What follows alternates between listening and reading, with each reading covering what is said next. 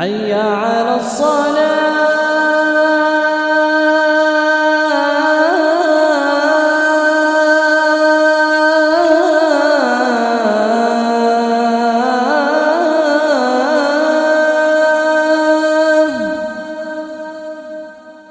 பிஸ்மில்லாஹிர் ரஹ்மானிர் ரஹீம்.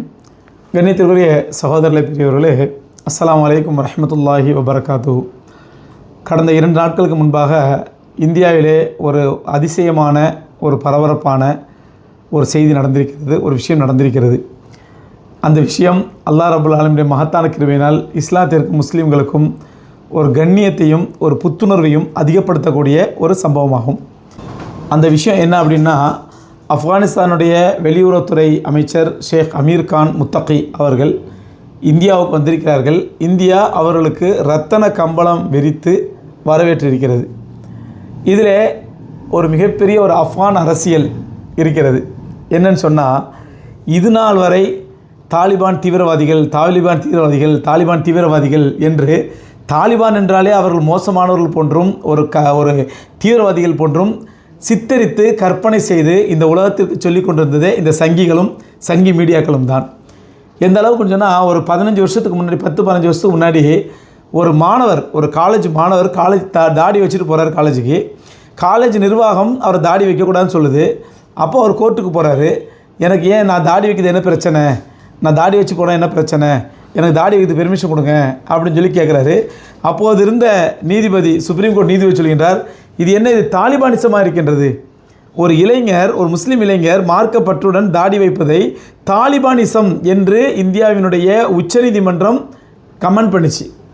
அப்போது அந்த அளவுக்கு தாடி வச்சா தாலிபான், தொப்பி போட்டால் தாலிபான், எல்லாமே தாலிபான் அப்படின்னு சொல்லி தாலிபான்னாலும் ரொம்ப மோசமானவங்க, தீவிரவாதிங்க என்று அவதூறுகளை பரப்பி கொண்டிருந்த இந்த சங்கிகள் தான் இன்றைக்கி அதே தாலிபான் வெளியுறவுத்துறை அமைச்சருக்கு இன்றைக்கி ரத்தன கம்பளம் விரித்து வரவேற்று இந்திய வெளியுறவுத்துறை அமைச்சரும் தாலிபான் வெளியுறவுத்துறை அமைச்சரும் உட்கார்ந்து பேசியிருக்கின்றார்கள். அருமைக்குரியவர்களே, இங்கே ஒரு முக்கியமான விஷயத்தை நாம் கவனிக்க வேண்டும். என்னவென்றால், தாலிபான்களை பொறுத்தவரையில் அவங்க தீவிரவாதிகள்னே அவதூறு பரப்புனாங்க. எந்த அளவுக்குன்னா, ஒரு 3 வருஷத்துக்கு முன்னாடி அவங்க ஆப்கானிஸ்தானுடைய ஆட்சியை பிடித்த பிறகு அல்ஹம்துலில்லாஹ் ஆப்கானிஸ்தானுடைய வரலாறை எடுத்து பார்த்தால் வரலாறில் சொல்லுவாங்க, ஆப்கானிஸ்தானை பற்றி த கிரேவ் யார்ட் ஆஃப் எம்பையர்ஸ் என்று சொல்வார்கள். பெரும் சாம்ராஜ்யங்களின் சவக்குழி என்று சொல்லப்படும். ரஷ்யா அடி வாங்கிட்டு தப்பிச்சு ஓடனான், விட்டா போதுன்னு ஓடனான், பெரிய சாம்ராஜ்யம். அப்புறம் அமெரிக்கா பிடிச்சான் ஆப்கானிஸ்தானை, அவன் விட்டா போதுன்னு ஓடனான். இப்படி பெரும் சாம்ராஜ்யங்களை சவக்குழிக்கு அனுப்பி வைத்தவர்கள் தாலிபான்கள், ஆப்கானிஸ்தான் முஸ்லீம்கள். அப்படி 3 வருடத்துக்கு முன்பாக இஸ்லாமிய ஆட்சியை ஆப்கானிஸ்தானில் நிறுவிய பொழுது நான் பேசினேன், அல்ஹம்துலில்லாஹ், அல்லாஹ் அக்பர், அல்லாஹ் மகத்தான வெற்றியை கொடுத்துருக்கான்னு சொல்லி. உடனே இங்கே இருக்கிற மாரிதாஸ் மாதிரி சில சங்கி போடக்கூடிய எலும்புக்கு வாலாட்டக்கூடிய சில சங்கி ஜீவன்கள், இவரை உளவுத்துறை விட்டு வைத்திருக்கிறது, இவரை கைது செய்ய வேண்டாமா, தாலிபானுக்கு ஆதரவாக பேசுகின்றார், தாலிபான் தீவிரவாதத்தை பரப்புகிறார் என்று பேசிய சங்கிகள் இப்போ வாயில் என்ன சிமெண்ட்டை வச்சு அடைச்சிக்க போகிறீங்களா, இல்லை களிமண் வச்சு அடைச்சிக்க போகிறீங்களா? இன்றைக்கி தாலிபானை ஆதரித்து பேசியதற்காக, தாலிபான் ஆட்சியை வரவேற்று பேசியதற்காக என்னை உளவுத்துறை கண்காணிக்க வேண்டும், புலனாய்வுத்துறையை கண்காணிக்க வேண்டும், காவல்துறையை பார்க்க வேண்டும், கைது செய்ய வேண்டும் என்று பேசியவர்கள் இன்றைக்கி இந்தியாவுடைய வெளியுறவுத்துறை அமைச்சர் அதே தாலிபானுடைய வெளியுறவுத்துறை அமைச்சரை ரத்தன கம்பளம் விரித்து வரவேற்று உட்காந்து பேசுகிறான்னு சொன்னால், இன்றைக்கி அந்த வாயில் என்னத்தை வச்சு அடைக்க போகிறீங்க? சிமெண்ட்டை வச்சா, களிமண்ணை வச்சா? ஆக சங்கிகள் வாயெடுத்து போயிருக்கிறார்கள். எந்த சங்கிகள் தாலிபான்களை தீவிரவாதிகள், அதுவும் அவங்க ஆட்சி எப்படி சொன்னாங்கன்னா, ஐயோ பயங்கரவாத ஆட்சி, இஸ்லாமிய மோசமான ஆட்சி, பெண் அடிமைத்தன ஆட்சி, பெண்கள் வெளியே தலை காட்ட முடியல, பெண்கள் புர்கா போட சொல்லி வற்புறுத்துறாங்க, புர்கா போட பெண்கள் தலையை வெட்டுறாங்க, முடியை வெட்டி விட்டுறாங்க, தலை முடி தெரிஞ்சால் முடியை வெட்டி, என்னென்னமோ அவதூறு. அத்தனை அவதூறையும் அள்ளி வீசிய இந்த சங்கி மீடியாக்கள் இன்னைக்கு இல்லை, இப்போ தாலிபான் மாறிட்டாங்க, கொஞ்சம் வளர்ச்சியை பற்றி பேச ஆரம்பிச்சிட்டாங்க. எந்த தாலிபானும் மாறலை, தாலிபான் யாரும் மாறலை. அவர்கள் நிலையில் ஸ்டாண்டர்டாக இருக்கிறாங்க. அவங்க நிலையில் மக்களுடைய உண்மையான ஆட்சியை, மக்களுக்கான ஆட்சியை நடத்திட்டு இருக்கிறாங்க. ஒரு வளர்ச்சியை நோக்கி போயிட்டு இருக்கிறாங்க. அவங்க ஷரியத்தை மாற்றலை, இஸ்லாத்தை மாற்றலை, நாங்கள் ஷரியத் ஆட்சியை விட்டு மாறிவிட்டோம் அப்படின்னு சொல்ல டிக்ளேர் பண்ணலை. இஸ்லாமிய ஆட்சியை கைவிட்டு விட்டோம் சொல்லலை, ஜிஹாதை கைவிட்டுட்டோம் சொல்லலை. இன்னைக்கு வரைக்கும் தாலிபான்கள் ஆயுதம் வச்சிருக்கிறாங்க, அவங்க துப்பாக்கியோட தான் இருக்கிறாங்க, ஆயுதங்களோட தான் இருக்கிறாங்க. இன்னைக்கு வரைக்கும் அவர்கள் இஸ்லாமிய ஆட்சி விட்டுவிட்டோம் என்றோ ஷரியத் ஆட்சி விட்டு சொல்ல இன்னைக்கு ஷரியத்தில் இஸ்லாத்தில் உறுதியாக இருக்கிறாங்க. ஆனால் இந்த சங்கி மீடியாக்கள், எலும்புக்கு வாலாட்டக்கூடிய மீடியாக்கள் தங்களுடைய நிலையை மாற்றிக்கிட்டாங்க. தங்கள் நிலையை அவர்கள் மாற்றினான்னு சொன்னவள அவங்களுடைய எஜமான் மாற்றிக்கிட்டான். அவன் எஜமான் என்ன பண்ணான், அவன் மீடியாவுக்கு எலும்பு போடக்கூடிய எஜமான் இருக்கான்ல, அந்த எஜமான் முதல்ல சொன்னான் தாலிபானும் தப்பாக பேசுங்க, அவதூறாக பேசுங்க பேசினான். இன்றைக்கி அதே எஜமான் இல்லை நானே ரத்தன கமலை வச்சு வரவேற்கின்றதுப்பா, ஏன்னா தாலிபான் நமக்கு தேவைப்படுறாங்க, ஆப்கானிஸ்தான் உதவி நமக்கு தேவைப்படுது, அதனால் அவங்களை ரத்தன கமலை வச்சு வரவேற்கிறேன், அதனால் இப்போ தாலிபான் புகழ்ந்து பேசுங்க என்று அந்த எஜமான் எலும்பை மாற்றி வீசியவுடன் அதை கவிக்கொண்டு இன்று மீடியாக்கள் மாற்றி பேசிக் கொண்டிருக்கின்றன. அருமைக்குரியவர்களே, முஸ்லீம்களிலே படிப்பினை பேருடைய பெரிய விஷயம் அப்படின்னு சொன்னால் தாலிபான்கள் தங்கள் நிலையை மாற்றிக்கொள்ளவில்லை. அல்ஹம்துலில்லாஹ் ஷரியத்தில் உறுதியாக இருக்கிறாங்க, தீனில் உறுதியாக இருக்கிறாங்க, இஸ்லாத்தில் உறுதியாக இருக்கிறாங்க. அற்பமான இந்த துனியாவுக்காகவோ அற்பமான பணத்துக்காகவோ அமெரிக்காவுக்கு பயந்தோ அவர்கள் தங்கள் நிலையை மாற்றிக்கொள்ளவில்லை, உறுதியாக இருக்கிறாங்க. இன்னைக்கு இந்த சனாதன ஆட்சி தான், இந்த சங் பரிவார ஆட்சி தான் தன் நிலையை மாற்றிக்கொண்டிருக்கிறது. அது இறங்கி வந்திருக்குது. தாலிபான்கள் இறங்கி வரல, தாலிபான் அவங்க நிலையில் இருக்கிறாங்க, அவங்க தாலிபான்களாக தான் இருக்கிறாங்க. இவங்க தங்கள் நிலையை மாற்றிக்கிட்டு இன்றைக்கி தாலிபானுடைய உதவி தேவைப்படுவதால் இந்த சங்கி ஆட்சியாளர்களுக்கு தாலிபானோட உதவி தேவைப்படுது. இன்றைக்கி அந்த ஆப்கானிஸ்தான் உதவி தேவைப்படுது. அதனால் என்ன பண்ணுறாங்க, இறங்கி வந்து தப்பு செஞ்சதெல்லாம் மறந்துட்டாங்க, ஸ்பேஸெல்லாம் மனசில் வச்சுக்காதப்பா, கொஞ்சம் வாப்பா எங்கள் நாட்டுக்கு வாப்பான்னு ரத்தன கமலம் விருத்து வரவேற்றிருக்கிறார்கள். இங்கே இன்னொரு விஷயத்தை கவனிக்க வேண்டும் சகோதரர்களே, ஒரு வெளிநாட்டு தலைவரோ வெளிநாட்டு பிரதமரோ இல்லை வெளிநாட்டு ஜனாதிபதியோ வெளிநாட்டு வெளியுறவுத்துறை அமைச்சரோ இந்தியாவுக்கு வந்தால் என்ன பண்ணுவாங்க, இப்போ காஷ்மீரை போய் பார்ப்பாங்க, இல்லைனா வந்து ஆக்ராவில் இருக்கிற தாஜ்மஹாலை போய் பார்ப்பாங்க, இல்லைனா வந்து போய் அஜ்மீர் தர்காவுக்கு போவாங்க, இல்லைனா குத்துபினாரை பார்ப்பாங்க, செங்கோட்டையை பார்ப்பாங்க. ஆனால் இவர் என்ன பார்த்துருக்காரு தெரியுமா, இவர் தன்னுடைய மீட்டிங் முடிஞ்சவுடன், தன்னுடைய அஃபீஷியல் மீட்டிங் முடிஞ்சவுடன் இவருடைய அடுத்த பயணம் தாருல் தேவ்பந்த் மதரசாவை நோக்கி. இதில் உலகத்திற்கு மிகப்பெரிய அரசியலை சொல்லியிருக்கிறார் தாலிபான்கள். அதாவது அஃபீஷியல் மீட்டிங் முடிஞ்ச உடனே என்னுடைய அடுத்த விசிட் தாருல் தேவ்பந்த் மதரசாவுக்கு என்று சென்று அங்கு தேர்ந்த உலமாக்களை, அங்குள்ள முஃப்திகளை, அங்குள்ள பெரிய பெரிய மூத்த உலமாக்களை, என்னுடைய மரியாதைக்குரிய என்னுடைய ஆசிரியர் பெருந்தகைகள், என்னுடைய உஸ்தாதுமார்களை அல்ஹம்துலில்லாஹ் சந்திச்சிருக்கிறாங்க. இது என்ன உலகத்துக்கு சொல்லக்கூடிய அரசியல் சகோதரர்களே? இது வந்து தாலிபான் தங்கள் நிலையை மாற்றிக்காம இந்த சங்கிகளை இறங்க வைத்து இந்தியாவுக்கு வந்திருக்கிறார் என்றால் அடுத்து இன்னும் கொஞ்ச நாளில் நம்முடைய உலகம் சுற்றும் பிரதமர் அடுத்து ஆப்கானிஸ்தானுக்கு போவார், ஆப்கானிஸ்தான் பேச்சுவார்த்தை நடத்துவார், அவர்களை கைக்குள்ளே போட்டுவார். இதனால் என்ன நடக்கும் என்றால் இன்ஷா அல்லாஹ் நடக்க போகுது என்ன சொன்னால், வருங்காலத்தில் இந்தியாவிலே அல்லாஹ்வுடைய கிருபையினால் முஸ்லீம்களுக்கு இந்த 13 வருஷமாக என்ன இழிவும் அழிவும் கேவலம் ஏற்பட்டு கொண்டிருக்கிறதோ அந்த கேவலங்களும் இழிவுகளும் இன்ஷா அல்லாஹ் கொஞ்சம் கொஞ்சமாக குறைய போகின்றது, நிச்சயமாக குறைய போகின்றது. சிலர் தெரியாமல் தப்பாக பேசிட்டு இருக்கிறாங்க பாமர மக்கள், அரசியல் தெரியாமல் தாலிபான்களுக்கு தெரியாத பாமர மக்கள், இது தாலிபான் வந்து இந்தியா கூப்பிட்டுன்னு வந்து தப்பு, தாலிபான் வந்து தேவ்பந்த் மதரசா போன தப்பு, இது பாமர மக்கள் பேசுப்பாங்க விவரம் தெரியாமல். உண்மை என்னன்னு சொன்னால் தாலிபான்கள் இந்தியாவை கையில் எடுக்கின்றார்கள். இந்திய ஆட்சியாளர்களுக்கு தாலிபான் உதவி தேவைப்படுகிறது, தாலிபான்களை கையில் எடுக்கின்றார்கள். அதனால் என்ன பண்ணுறான் அப்படின்னு சொன்னால் அவர்கள் தங்களுடைய நிலைப்பாட்டில் இருந்து கொஞ்சமும் இறங்காமல் இந்தியாவோடு நட்பு பாராட்டுகின்றார்கள். இதனால் இந்திய முஸ்லீம்களுக்கு இன்ஷா அல்லாஹ் பெரும் நன்மைகள் விளைய போகின்றது.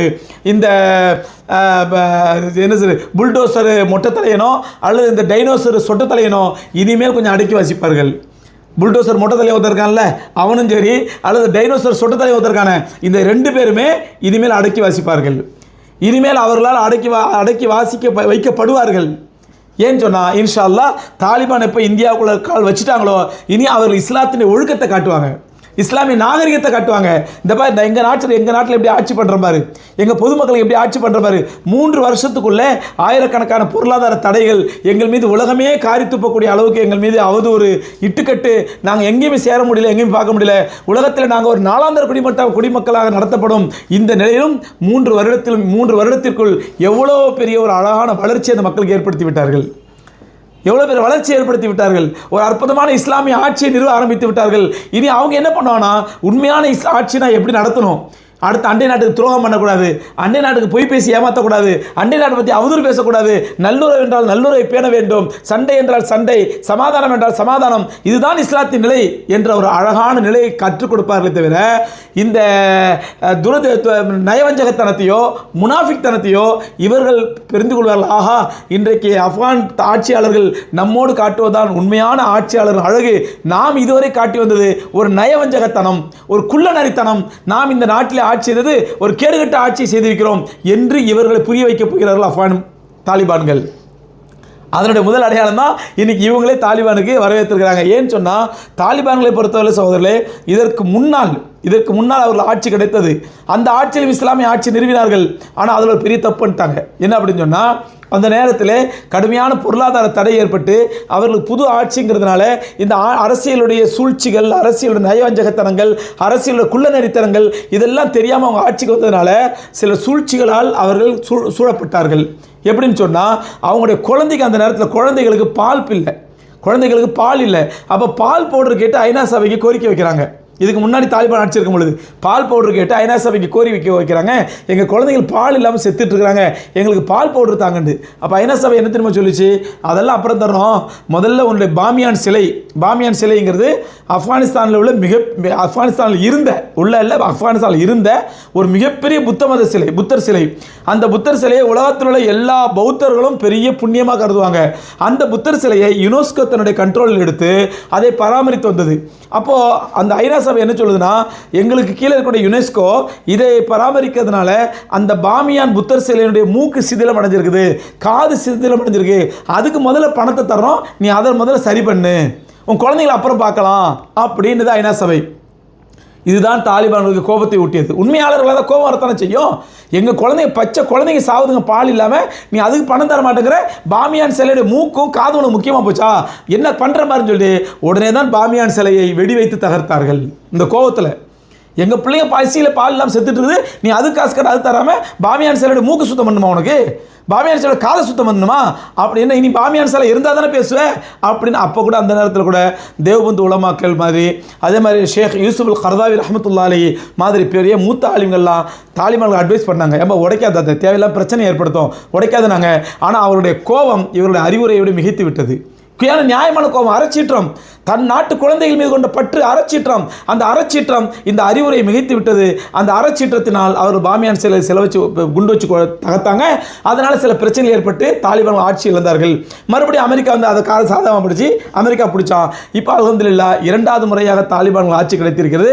அமெரிக்காவை அடித்து விரட்டியவர்கள், ரஷ்யாவை அடித்து விரட்டியவர்கள், ரஷ்யாவை அமெரிக்கா தன்னுடைய காலடியில் விழ வைத்தவர்கள் இந்தியாவை விழ வைப்பது ரொம்ப நேரம் ஆகாது. அதனால் இங்கு நடக்கக்கூடிய பாசிச ஆட்சி இன்ஷா அல்லாஹ் முடிவுக்கு வரும் தாலிபான்கள் வருகையின் காரணமாக.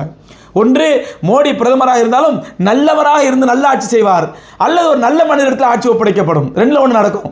இப்படி வந்து ஒரு பாசிஸ்டமான ஆட்சி, ஒரு நயவஞ்சக ஆட்சி, ஒரு துரதிர்ஷ்டமான ஆட்சி இன்ஷா அல்லாஹ் இனிமேல் இந்தியாவில் நடக்காது. ஆகவே தாலிபான் இந்திய வருகை இந்திய மக்களுக்கு மிகப்பெரிய மகிழ்ச்சி, மிகப்பெரிய சந்தோஷம், மிகப்பெரிய நல்காரியம் நடக்கப் போகுது இந்தியாவுக்கு. குறிப்பாக இந்திய முஸ்லீம்களுக்கு ஒரு நிம்மதியான இஸ்லாமிய வாழ்க்கை அமையப் போகிறது. வல்ல ரப்பல் ஆலமீன் அப்படி வாழ்க்கை அமைத்துக் கொடுப்பானா இன்ஷா அல்லாஹ். மேலும் அதிகமாக துவா செய்வோம். இந்திய மக்கள் எல்லாம் யா அல்லாஹ் இந்தியாவிலே முஸ்லீம்கள் நிம்மதியாக வாழ்வதற்கு தௌஃபீக் செய்ய அல்லாஹ். எங்களுடைய அநியாயமான எங்களோட வக்கு சொத்துல புடுங்குறானுங்க, எங்கள் பள்ளிவாசலில் புடுங்குறானுங்க, எங்கள் கண்மணி நாயகம் ஸல்லல்லாஹு அலைஹி வஸல்லம் மீது நாங்கள் ஐ லவ் முஹம்மதுன்னு சொன்னால் கூட இந்த அயோக்கிய பயிர்களுக்கு ஜீரணிக்க முடியல. இதனால் யா அல்லாஹ் ஒரு நல்லாட்சியை கூட அல்லாஹ்னு கேட்டிருந்தோம் இல்லையா, அதனுடைய நல்லாட்சியினுடைய வெளிச்சத்தின் ஒளி கீற்றைகள் தெரிய ஆரம்பித்து விட்டன. இந்த ஆப்கான் தாலிபான் மினிஸ்டருடைய இந்திய வருகையின் மூலமாக அல்லாஹ் ரப்பல் ஆலமீன் அதுவரை நல்லது செய்வான். இந்தியாவுக்கு வளர்ச்சி இருக்கின்றது. இந்தியாவுக்கு உலக அரங்கில் இந்தியா தலை நிமிர்ந்து நிற்கப் போகிறது. குறிப்பாக இந்தியாவோடு சேர்ந்து இந்திய முஸ்லீம்களும் இன்ஷா அல்லாஹ் தலை நிமிர்ந்து வாழப்போகிறார்கள். வல்ல ரப்பல் ஆலமீன் அப்படிப்பட்ட நத்தௌஃபீக் தந்தருள்வானாக. வாஹிரு தாவான் அல்ஹம்துலில்லாஹி ரப்பில் ஆலமீன். அஸ்ஸலாமு அலைக்கும் வரஹ்மத்துல்லாஹி வபரகாத்துஹு.